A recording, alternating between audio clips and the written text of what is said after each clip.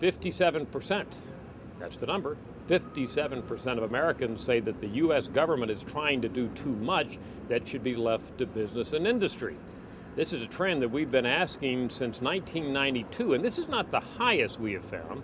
We found slightly higher numbers on this question back in the last Democratic administration. That was for Bill Clinton. You see the number from December of 1995, when 60% of Americans said that the government was trying to do too much. Those numbers fell quite a bit during some of the Bush years, but as mentioned, now they've jumped back up to 57%, which is the highest we've seen in over 10 years. We have another question that measures government power. Is government doing too much, too little, or about the right amount to try to regulate business?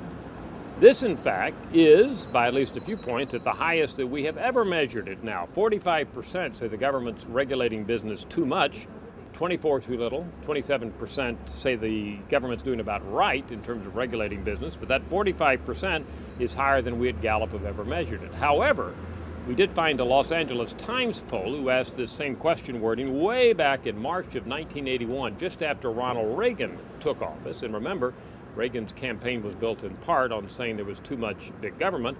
And at that point, 54% of Americans said government was doing too much. So we're certainly a little lower than that now. But in terms of recent history, Americans clearly concerned that the government's regulating business too much. Some of that perhaps reflecting all that we've seen in terms of the Obama administration and Congress efforts to deal with problems in General Motors and banks and other industries.